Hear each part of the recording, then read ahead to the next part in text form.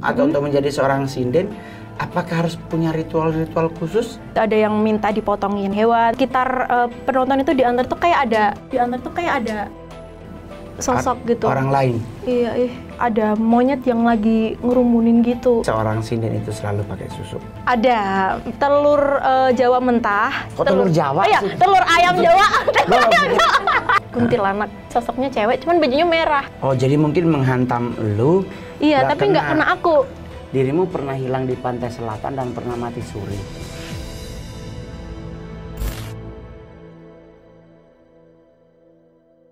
Halo teman-teman Kalapunaholik, ketemu lagi kan sama Mongol. Udah sepersekian lama Mongol sekarang bahagia kembali karena saya hari ini punya seorang yang sangat cantik, nice to meet you. Yang beliau punya pengalaman mistis sebagai seorang penyiar radio, sebagai seorang penyanyi, dan sebagai seorang sinden. Multi talenta banget, kecantikannya juga nice to meet you, Mira Kirana. Hai Bang. Ya ampun, cantik banget. Cewek mah semua cantik. Ma gua enggak loh. Jangan begitu, durhaka.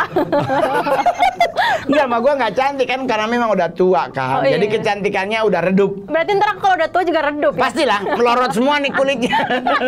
Kalau mau ditarik matanya jadi sipit. Ya bener juga ya. Tapi kan sekarang kegiatan sehari-hari aku masih tetap radio, seorang entertainer. Ya, penyanyi juga, nyinden juga. Penyiar radio. Iya. Oke, berarti udah mulai kapan menggeluti dunia entertainment? Kalau di dunia seni ya? Dunia seni sih udah dari kecil, dari SD aku udah nyinden, dari panggung ke panggung. SD dari SD udah mulai nyinden? Udah nyinden. Wow. Jadi belajar sambil ternyata hobi yang menghasilkan. Hobi yang menghasilkan, tuh. Dengar no, hobi menghasilkan. Tuh. Kan enak kalau oh iya, ini juga konten kan menghasilkan ya kan? Iya, menghasilkan karya. Betul. Dan kan jadi sekarang masih tetap menjadi seorang, masih diundang sinden? Masih. Justru aku nggak mau ninggalin, walaupun udah di entertain, aku di divisi dangdut, tapi nyindennya harus tetap jalan. Dangdut lewat jalur KDI atau? Aku dari ajang pencarian bakat The Next Didi Kempot GTV. Oh, The Next Didi Kempot. Ya, jadi sewaktu Pak Didi Kempot meninggal, almarhum, aku ikut ajangnya dan alhamdulillah dapat juara 1. Wow, mohon maaf telat mengucapin selamat ya. Nggak apa-apa. Aduh, soalnya Kak Mongol jarang nonton TV. Tahu jadwalnya Kak Mongol mah. Enggak, saya nontonnya Twitter. Cari yang lagi trending apa ya? Tolong linknya. Ngali, ya. Tapi sekarang Kak Mongol mau nanya, kan konon kabarnya punya pengalaman-pengalaman yang berhubungan dengan dunia mistis di alur sinden. Bener. Nah sebenarnya Kak sinden tuh sebelum mereka perform atau untuk menjadi seorang sinden, apakah harus punya ritual-ritual khusus? Kalau ritual khusus untuk sinden-sinden saat ini sih nggak ada sih. Aku pribadi nggak ada. Ritualnya cuman Bismillahirrahmanirrahim. Oke. Kalau yang mungkin dulu? Kalau yang dalang-dalangnya sih banyak. Tapi kan tidak semua juga. Enggak semua. Ada beberapa aja, dan event-event tertentu. Kayak nyadran. Nyadran itu bersih desa, sebutan bersih desa di desa-desa gitu. Nah, kalau nyadran itu biasanya permintaan dari danyang. Itu iya, penyakit, ada yang minta dipotongin hewan, terus ada sesaji atau ingkung, ayam kayak gitu. Tumpeng-tumpengan kayak gitu. Tapi selama menjalani profesi sebagai seorang sinden, ada nggak hal-hal gaib yang Mira alami di lokasi? Berkali-kali sih. Dan itu ikut dalang-dalang tertentu, tapi nggak semua. Karena yang paling fatal tuh yang apakah melihat atau mungkin ngerasain atau? Jadi gini, aku nggak tahu itu. Aku sebenarnya bukan yang selalu bisa lihat ya. Tapi itu mungkin pas apes atau gimana aku juga nggak tahu. Aku ikut salah satu dalang yang ada di Nganjuk daerahku. Itu waktu wayangan di Bersih Desa juga. Nah, dalang itu emang terkenal, orang-orang udah pada tahu kalau pakai pesugihan kayak gitu. Itu udah banyak banget kayak gitu yang tahu. Nah, ketika aku lagi nyinden itu di sekitar penonton itu diantar tuh kayak ada sosok gitu. Orang lain. Iya, ada sosok gitu, pocong gitu. Tapi pas aku lihat itu bener nggak? Aku tanya temen aku samping, itu orang apa bukan sih gitu. Kok aneh, nyempil, tapi kan nggak kelihatan langsung wujudnya gitu, cuman setengah gini doang. Itu beneran orang. Kayak ada di antara orang. Iya, terus aku tanya, nggak ada yang tahu, gak enek gitu kan bahasa Jawa, gak enek opo-opo gitu. Terus yang kedua, pas ikut dalang itu juga di Nyadranan juga, tapi nggak tahu itu emang desanya karena ada ada monyet atau enggak. Itu waktu aku lihat ada monyet yang lagi ngerumunin gitu, tapi mereka nggak ada yang tahu, sini juga. Cuman Mira doang yang lihat. Iya, makanya itu kok ini apa sih, ini beneran apa bukan gitu, apa emang itu penunggu desanya gitu. Tapi setelah aku dikasih tahu Pak Lurahnya, emang ini banyak monyetnya desa ini gitu. Oh, jadi di saat lu ngikutin ngikutin bersih desa itu, berarti kan Mira nyinden dong. Iya, pengisi acaranya yang diundang gitu. Iya, karena kan nyinden itu kan selalu identik dengan orang Jawa tuh. Bener. Memang sangat suka dengan. Saya juga pribadi tuh beberapa kali suka dengar di YouTube tentang nyinden. Gua sempat dengerin si siapa Soimah. Iya. Karena gue suka banget sama suaranya gitu. Jadi ada beberapa sinden yang gue juga pernah dengar Mbok Waljina. Oh, oke. Senior. Iya, dia nyinden terus nyanyi keroncong tuh. Keroncong beliau. Peralihan suaranya itu tuh luar biasa loh, maksudnya dari seorang penyanyi sinden terus nyanyi keroncong tuh kayaknya dia harus sama kayak lu kan, berarti dari dangdut terus sinden dulu terus jadi dangdut. Ya. Ada kesulitan nggak di saat? Pasti ada. Kalau gue kan dari normal terus gue harus stand up yang ngondek, kayaknya nggak ada perubahan sih, kayaknya udah ngeresep tuh. Udah menjiwai ya? Iya, karena duitnya gede. Oh gitu. Karena kalau gue jadi laki normal ya paling nyopet gitu. Tapi kalau ngondek kan dapat 50 juta, 100 juta. Emang iya? Ya komik 8, nggak apa-apa lah dijepit, yang penting dapat 150 gitu kan. Aduh, enak banget ya. Iya lumayan, tapi kan siksa pas dia gatal. Karena di selotip, gue bilang mau garuk dari mana? Jepit begitu, tapi perubahan itu memang udah ada, karena kan udah nyinden dari kecil. Bener, tapi di saat ngedangdut kesulitan apa di saat? Kadang cengkoknya ke bawah-bawah. Makanya cengkok nyindennya. Makanya kan kalau dangdut itu kan nggak sama cengkoknya kayak nyinden juga. Di manajemen aku untungnya manajer dan krunya itu pengertian banget. Jadi setiap aku dapat single itu masih ada nuansa Jawa-Jawanya gitu. Tapi bener nggak sih seorang sinden itu selalu pakai susuk? Enggak berarti semua. Itu tidak semua ya? Tidak semua. Tapi mungkin ada. Aku percaya ada, karena aku pernah tahu sendiri. Susuk untuk seorang sinden tuh buat apa? Buat mukanya terlihat nice to meet you? Mungkin. Atau suaranya harus terlihat? Kalau suara sih menurut aku nggak bakal bisa diubah ya. Kemarin Mongol ada tuh pengen jadi penyanyi, terus dia pakai apa? Apaan? Gura, apa namanya? Gura. Oh, di gura. Oh, iya. Aku pernah tahu temen aku gura, habis gura malah jelek suaranya. Iya, malah rusak. Kalau temen gue juga gitu, yang malah tadinya mungkin masih berfibra, jadi kayak datar-datar banget. Yang warna suaranya sebenarnya utuh, bulat gitu, jadi rusak. Iya, ada banyak yang kayak gitu. Berarti sebenarnya harusnya kan nggak harus lakukan hal-hal yang makan kencur aja, jamu gitu. Lah, Mira minum jamu? Iya, aku tuh itu loh, telur Jawa mentah yang kuningnya dicampur. Telur ayam? Yes. Kok telur Jawa iya, sih? telur ayam Jawa. Iya, telur Jawa. Telur Jawa ada ya kuning. Telur ayam Jawa mentah itu dicampur sama ayam kampung berarti ya, bukan ayam yang bukan ayam negeri. Iya, ayam negeri. Iya, ayam swasta ada ya? Kayaknya ada deh swasta. Ini sebenarnya kita konten apa ya maksudnya? Ini peternakan kayaknya. Jadi ayam kampung yang ambil kuning doang? Iya, dicampur sama jamu kunyit. Kunyit campur madu sama jeruk nipis. Terus itu diminum? Kasih dikit garam, iya diminum. Itu sih rahasia. Kesusahan seorang sinden tuh, apakah mood lagi nggak enak tetap nyanyi bisa tetap itu? Kalau gue sih ngelawak, kalau orang kan nanya lu kayaknya muka lu lagi kurang seneng, ini gimana nanti stand up? Ya sebenarnya kalau jadi public figure ya di dunia entertain, mau moodnya bagus, kondisi badan nggak enak, lagi sakit, kalau udah di atas panggung kita harus profesional kan. Ya, bener, mau nggak mau harus senyum gitu, karena orang nggak mau tahu kita lagi sakit atau kita lagi gimana kondisinya. Gue kalau lagi manggung, kalau lagi moodnya kurang bagus, gue sengaja nggak mau ketemu sama I.O. Kenapa? Takut marah-marah? Enggak, jadi pas udah mau dipanggil baru gua ketemu IO-nya. Karena pas IO-nya langsung ngomong, "Mas mau udah ditransfer ya ke Makan." Itu langsung. Ya udah, itu bikin mood swing ya. Iya, langsung gitu cek. Mobile Legend, Mobile Banking. Tapi Mobile mau Legends. nanya, Iya. selain melihat hal tersebut selama nyinden makhluk halus apa aja yang pernah Mira lihat? Kalau aku sering diimpikan, dimimpi. Di rumah? Iya, di rumah aku nganjuk kuntilanak. Tapi nggak tahu beneran itu kuntilanak apa enggak. Cuman sosoknya cewek, cuman bajunya merah gitu. Selalu di kamar aku. Mimpinya dan selalu berulang di situ. Jadi lu mimpi berulang kali Iya. sosok yang sama Iya. di tempat yang sama. Iya. Itu masih aku SD sampai aku SMA masih dimimpin itu gitu-gitu terus. Tapi kalau sekarang udah jarang. Kalau sekarang itu nggak tahu kenapa yang mimpin aku tuh hewan-hewan. Banyak yang hewan-hewan. Dan aku pernah tembus sekali. Jadi aku mimpi ada 2 hewan, naga 2. Satunya warnanya hitam, satunya putih. Nah, yang hitam ini kayak ngerusak-ngerusak rumah aku gitu. Jadi aku di dalam rumah itu sama keluarga. Tapi yang putih itu tiba-tiba berubah jadi sosoknya cowok tapi ganteng, rambutnya tetap putih. Makasih. Lu mimpi cowok itu cakep, dia yang melindungi. Iya, yang cowok itu malah ngasih tahu aku satu kata doang, iktikaf. Aku nggak tahu ya waktu itu artinya iktikaf itu apa. Nah, setelah aku browsing ternyata berdiam diri di dalam masjid. Nah, besoknya aku nyanyi tuh di daerah Bekasi. Nah, di hajatan itu tuh mantenan gitu, orang lagi nikahan. Tahu ya, mantenan gitu. Nah, habis gitu itu kan lokasi sampingnya masjid.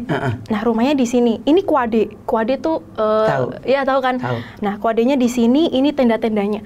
Delalah kersane ngalah. Waktu itu juga hujan dan anginnya gede. Ini tenda udah gini-gini, udah mau ambruk, sama pemusiknya itu udah panik semuanya. Belum selesai acara, kita pindah ke masjid semuanya.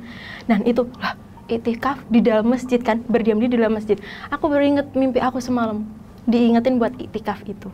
Nggak tahu lagi kalau emang waktu itu nggak tahu ada tenda mau roboh, ada angin gitu. Tetap di lokasi situ mungkin bisa jadi wallahualam ketimpa. Timpa bisa. Karena kan ya kita harus meyakini bahwa pertolongan Allah tuh selalu tepat pada waktunya. Nggak pernah pertolongan Tuhan tuh telat, nggak pernah kecepatan. Iya benar. Selalu lentang pas kita butuh muncul. Tapi pernah nggak lu Mira selama nyinden digunakan untuk hal-hal mistis? Kalau aku nyinden untuk hal-hal mistis belum pernah ya aku gunain buat Belum, hal-hal tapi mistis. pernah dengar. Pernah. Karena kan Mongol tahu ada beberapa orang yang nyinden di Parangtritis. Terus mereka sering ke nyanyi. situ tuh. Iya, toh, dan ternyata nyanyian mereka itu adalah kayak manggilin sosok itu untuk datang. Nah, kalau Mira belum pernah. Aku belum pernah ngelakuin kayak gitu. Karena kita sekuler ya, Mak ya. Iya. Nyari dutrek kan? Iya. Nggak nyari ke basah sama air ya. Iya, gimana ya? Tapi kalau boleh Mongol itu boleh nggak? Ya, sepotong aja gue pengen denger lu nyinden. Boleh, Nanti Mongol yang di belakangnya untuk dancernya. Oh, mau dancer? Iya, Beneran? maksudnya kan kita kan dancernya aja gitu. Soalnya saya tuh adalah orang gue juga punya blood Jawa. Oh ya? Ya, saya juga punya darah Jawa 25%. Aku kira full apa? Tionghoa apa? Yang Mongol tuh Raden Roro. Oh, Raden Roro Jonggrang. Ada lah pokoknya. Oh, gitu. Jadi ya di belakangnya ada bunyi Kusumadi. Jadi ada. Ini berarti konten pertama gue ngomong gue berdarah Solo. Wah. Ya. Dengan sekarang bekerja sebagai seorang entertainment, pernah nggak sih lu ngerasain hal-hal berbunyi mistik menghampiri dirimu? Pernah. Maksudnya ada kiriman orang gitu. Pas aku lomba. Pas di The Next Jadi Kempot. Oke. Jadi waktu itu kan audisi kan lumayan singkat. Cuman karantinanya aku beberapa bulan karena aku jatuhnya aku masuknya di episode 5. Oh, oke. Nah, waktu itu tuh pas finalnya aku masuk ke final dan orang tua aku tuh nggak ngabarin ke aku pas finalnya. Kan aku lagi gladi bersih sampai jam 3 pagi tuh. Katanya waktu aku pulang baru dikasih tahu, takut aku khawatir.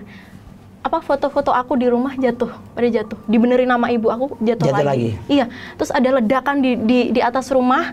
Terus apa namanya perkutut yang ada di rumah, Bapak kan punya perkutut sepasang gitu. Bunyi terus nggak ada berhenti-berhentinya. Kayak teriak-teriak terus. Iya, tuh. abis gitu ibu aku yang sakit. Oh, jadi mungkin menghantam lu. Iya, tapi nggak kena aku. Jadi yang kena ibu. Karena emang paling sering yang sakit di rumah adalah ibu. Iya. Tapi itu Mira mikirnya bahwa itu kiriman atau lu tetap berpikir positif? Berpikir positif aja karena aku nggak tahu kan waktu di lomba itu nggak dikasih tahu, takutnya mempengaruhi aku ya, betul, gitu. Betul. Pas sampai aku rumah itu nggak tahu tiba-tiba ibu aku tuh nyiapin kain aku waktu buat bayi dulu yang masih disimpan. Jangan masuk rumah dulu, gak oleh ojo mlebu omah dhisik gitu. Langsung dikerukup itu. Jadi kondisi hujan, aku hujan di rumah itu nungguin dikerkep ibu baru boleh masuk Baru lewat boleh belakang, tapi nggak lewat Nggak pintu boleh depan. lewat pintu depan. Iya. Orang Jawa banget ya. Iya. Untuk menjaga. Tapi sampai hari ini ibu pasti selalu menjadi sosok yang keluarga selalu menjagain Mira. Iya, ibu. Yang paling fatal selama dalam karir Mira menjadi seorang seniman, apa yang nggak akan pernah terlupakan? Yang paling fatal ya itu tadi sih, sampai kena ibu aku sih. Itu kalau sekarang udah Paling fatal sih. Nah, di saat itu terjadi apa yang Mira lakuin? Karena aku nggak tahu ya, karena waktu itu kan masih di Jakarta, nggak tahu kejadiannya itu. Ya aku nggak tahu, tiba-tiba pas pulang aja aku diceritain kayak gitu langsung. Iya, kan aku baru tahunya pas di rumah bang. Ya udah, kok ada yang kayak gitu ya. Tapi bapak aku itu kan emang orangnya ya pernah lelaku. Jadi keluarga aku, bapak aku, pak lekku, pak deku juga. Udah, berarti mereka udah paham ya? Iya. Jadi ya udah gitu, ya udah gitu. Nerimo. Wow, oh iya, nerimo. Udah nggak usah balas, udah nggak usah gimana. Iya, gitu. Itu adalah sikap seorang yang sangat dewasa. Menerima tanpa harus berpikir untuk membalas. Iya. Otomatis buat yang ngirim, Anda adalah orang pecundang. Karena ternyata apa yang kau kirim balik ke dirimu. Iya, cuman nggak terimanya aku sebenarnya dalam hati itu tadi yang kenapa ibu harus sakit. Karena memang begitu, Mir. Iya. Itu by blood namanya. Serangan itu kalau nggak kena ke orangnya, pasti kena ke kiri kanan dirinya. Anggota keluarga ya? Iya, pasti keluargamu. Kalau seandainya lu belum nikah, ya berarti ke orang tuamu. Tapi kalau engkau udah nikah, hantam suami dan anakmu. Jadi mama, tapi sampai hari ini alhamdulillah sehat. Jadi otomatis Mira udah ada backup diri. Iya, iya. Orang tua yang akan selalu membawa anaknya dalam doanya. Iya, benar. Jadi itu adalah salah satu shield, salah satu apa ya? Shield itu apa bahasa Indonesianya? Pelindung diri. Jadi kemanapun Mira merangkak, manusia boleh mereka-reka yang jahat buat kita, tapi kan kita berpegang teguh bahwa Allah tuh pasti akan selalu menolong, apalagi ada doa orang. Benar, Allah. Kamu tuh kan tadi pengen dengar lu nyinden, boleh nggak? Boleh dong. Nggak usah panjang-panjang banget, soalnya kan honornya nggak seberapa ya. Jangan begitu. Jahat banget bang. Ya, monggo. Ojo turu sore kaki ana dewa nganglang jagat nyangking bokor kencanane.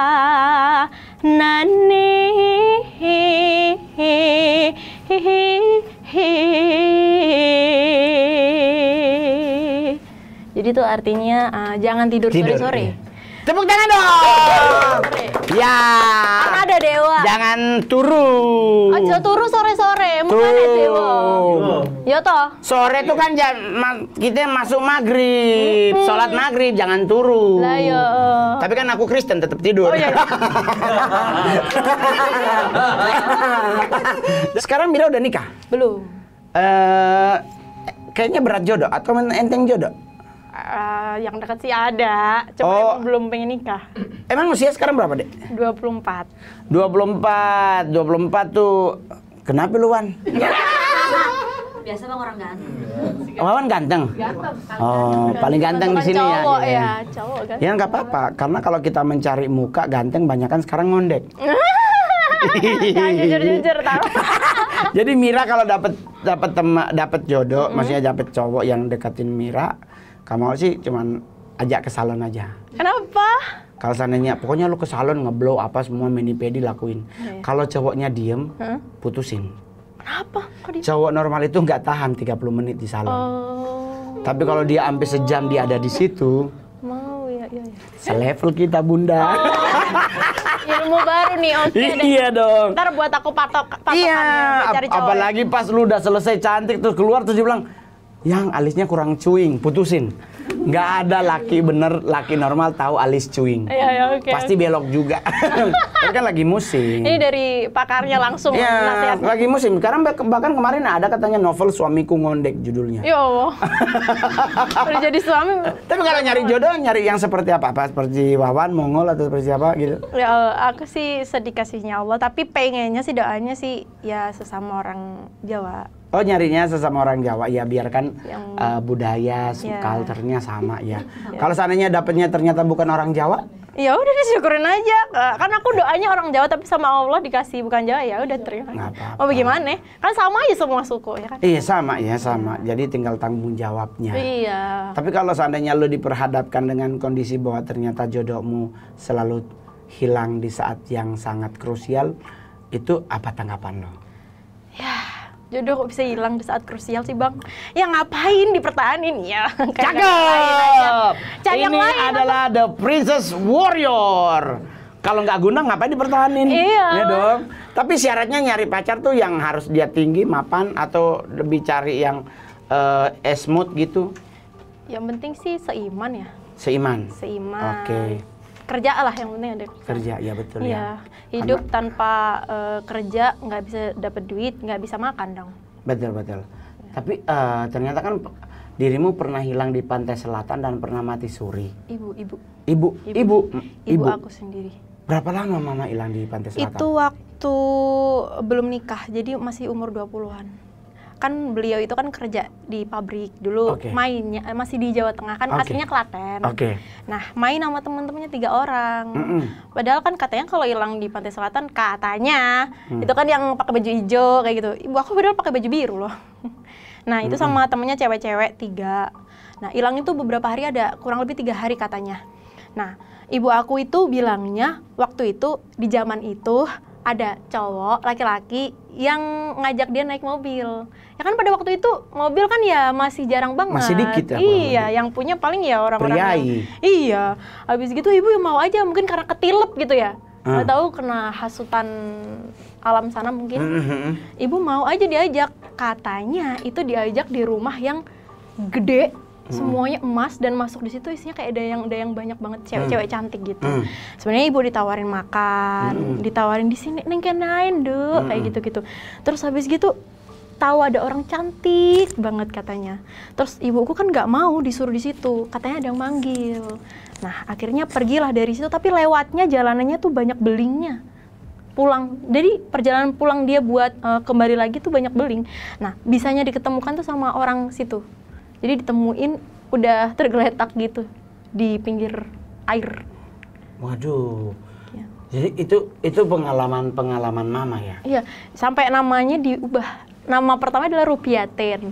Dirubah jadi Welasmiaton. Katanya welas biar welas, terus habis gitu ton biar getun, yang udah ngelakuin kayak gitu. Terus pernah mati suri. Iya, pernah mati suri lagi tuh ganti nama lagi, Welasmini jadinya. Nah, mati surinya sebenarnya itu karena sakit. Katanya itu di bayangan dia tuh ada orang banyak di rumah itu, ada yang Rene, tapi ada yang nyuruh pergi. Kowe urang wayahe mulio kayak gitu. Tapi ada yang manggil karena sebenarnya nenek aku yang cewek itu masih percaya kalau ibu bakal pulang.